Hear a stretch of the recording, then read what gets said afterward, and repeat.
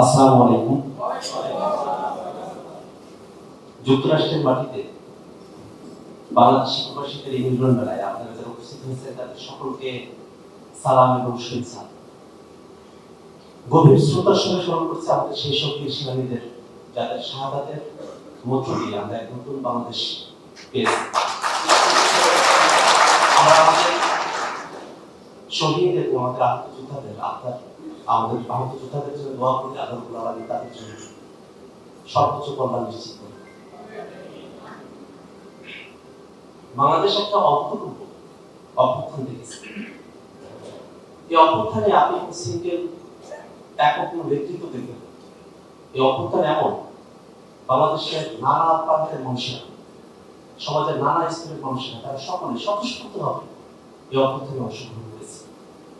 এবং আপনারা যারা প্রবাসী আছেন, যখন বাংলাদেশে এই অভ্যুত্থানকে থামিয়ে দেওয়ার জন্য নির্লক্ষ করা হয়, যখন নেটওয়ার্ক বন্ধ করে দিয়ে ইন্টারনেট থেকে আমাদেরকে বিচ্ছিন্ন করে দেওয়া হয়, ঠিক সেই সময়টাতে এই অভ্যুত্থানকে গোটা বিশ্বের মানুষের কাছে জ্যান্ত করে রেখেছিলেন যারা আপনারা সেই মানুষেরা।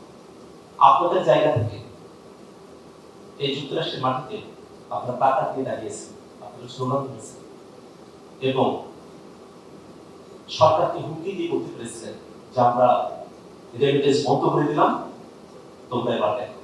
এই অভ্যুত্থানের মধ্য দিয়ে আমাদের প্রবাসী ভাইদের জন্য আমরা খুব বেশি কিছু করতে পারিনি, কিন্তু আমরা এনসিপির তরফ থেকে প্রবাসীদের ভোটাধিকারের জন্য জোরালো পদক্ষেপ নিয়েছি।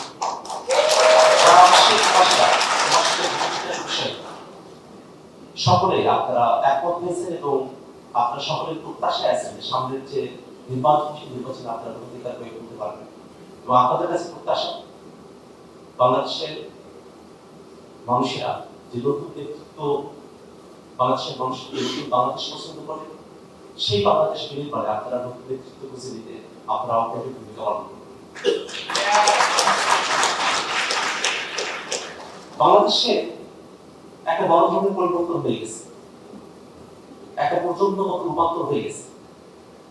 একটা দলমত পদ সেই মতভেদ সেগুলোর বাইরে গিয়েও এই প্রজন্ম তারা দাঁড়িয়ে গেছে, তারা বাংলাদেশকে নতুন করে করতে চায়, তারা বাংলাদেশকে বিশ্ব মঞ্চে উপযোগী এবং প্রতিযোগিতায় বাংলাদেশকে দেখতে চায়।